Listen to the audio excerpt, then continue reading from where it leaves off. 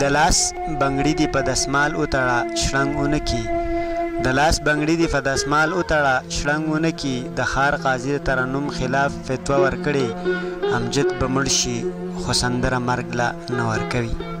امجد به مړ شي خو سندره مرګ له نه ورکوي دغه فنکار له مینې لویه حوصله ورکړې ګرانو مینوالو د ژوند رنګ خپرونې کتونکو نیکې هیلې احترامات سلامونه مې ومنئ زه خمار یوسفزی یو ځل بیا ستاسو په وړاندې حاضر یم او زموږ سره نن په خپرونه کې میلمه فرحت عباس روړ دی د دوی نه موږ کلام ریکارډ کړی هم و د ملګرو بیا غوښتنه وه نو دوی له بیا راغلي وو او د دوی نه به خوږ غزل ریکارډ کوو او هغه به تاسو سره د ژوند رنګ په خپرونه کې شریکو خو د هغې نه وروستو غواړو چې د فرحت صاحب نه د ژوند په هکله نورې هم خوږې خبرې واورو فرحت صاحب تاسو ته د ژوند رنګ په خپرونه کې هرکلی ویم ډیره مننه کوم خمار یوسفزي صاحب چې تاسو دوباره راغلی او وخت راکړه د هغه ملګرو هم ډیره زیاته مننه کوم چې زما د غزل غوښتنه یې دوباره کړې ده تاسو دغه زیار چې دی تاسو چې کوم کار کوئ پښتو ژبې ته دغه شاعرانو لیکوالانو پسې ګرځئ او د هغوی سره پروګرامونه ریکارډ کوئ د هغوی سره خبرې کوئ د هغوی شاعري چې ده د هغوی غزل چې دی د هغوی شاعرانه پیغام چې دا نورې دنیا ته ټولې دنیا ته رسوئ پښتون وطن ته یې رسوئ ستاسو دغه کار چې دا ډېر د ستاینې وړ دی ستاسو ډېر زیاته ستاینه کوم او ستاسو ډېر زیاته مننه کوم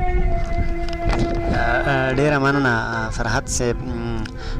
موږ سره په خپرونه کې غزل هم شریک کوي او قطعه هم شریکه کوي نور تاسو سره څه خواږئ نو ډیره مننه به وي ډیره مننه کوم یو دوه شعرونه دي چې زه ولاړ نه یم خو زما په تګ یوازې نشي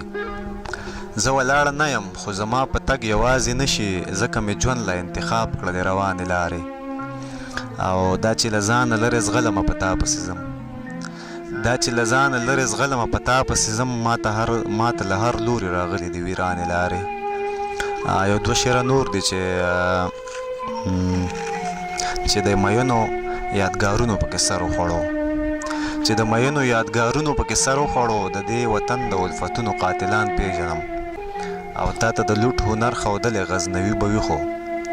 تا ته د لوټ هنر ښودلی غزنوي به وي خو زه سومنات پیژنم زه خپل هندوستان پیژنم یو دوه شعره نور دي چې په ځان باندې به جبر او ستم کومه ګوره په ځان باندې به جبر او ستم کومه ګوره د زړه نه د ویستلو د نور غم کومه ګوره د خپل ځان په موندلو باندې جشن کوه لاړ شه د خپل ځان په موندلو باندې جشن کوه لاړ شه د خپل ځان په بایللو به ماتم کومه ګوره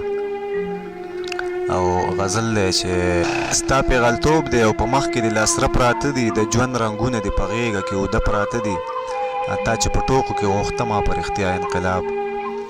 تا چې په ټوکو کې غوښته ما په رښتیا انقلاب ژوندي رنګونه یې په هغه دیواله پراته دي او ستا د دې ځینې اندامونو خو بلا واخلمه ستا د دې ځینې اندامونو خو بلا واخلمه د ژوند رنګونه پکې سم خواره واره پراته دي او تا به لغمان ته بوزم ما به د شانګلې ته بیایې تا به لغمان ته بوزم ما به د شانګلې ته بیایې دا دوه ارمانه مې په زړه لکه د غره پراته دي او د بعضې خلکو په سرونو کې هم زړونه شته دی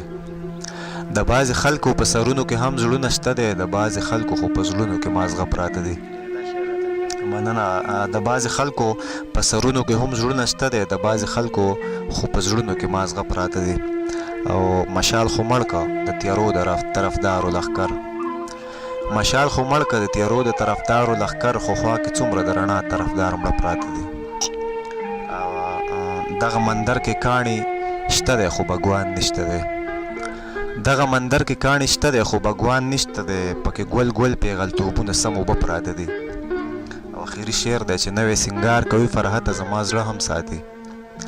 نوی سینګار کوي فرحته زما زړه هم ساتي کجل بلها ساتي خو خوا کې رانجه پراته دي ډېره مننه کوم ستاسو ډیره مننه فرحت صاحب چې وخت هم راکړو زموږ سره خپرونه کې کېناستی او د دې خپرونې نه په وروستو نور هم زموږ سره د ژوند رنګ په خپرونه کې تاسو کومک کوئ نو له خدای نه ستاسو ته ژوند غواړم روغ صحت غواړم ګرانو مینوالو د ژوند رنګ تر نوې خپرونې د عزیز مانیروال صاحب په دې غزل باندې ستاسو نه اجازت غواړم عزیز صاحب وایي چې ویلی نه شمه په څه خوږېږي ویلی نه شمه په څه خوږېږي کله ناکله مې دا زړه خوږېږي او هغه چې وینمه نو نه خوږېږي هغه چې وینمه نو نه خوږېږي هغه چې نه وینمه ښه خوږېږي او واده چې ماته شي پښتو ماتېږي واده چې ماته شي پښتو ماتېږي په دې قسم دی پښتانه خوږېږي او د غره د سره یو ټپه کومه د غره د سره یو ټپه کومه کلي کې زړه خار کې مازغه خوږېږي د غره د سره یو ټپه کومه کلي کې زړه خار کې مازغه خوږېږي تر نوي پروګرامه د خدای په امان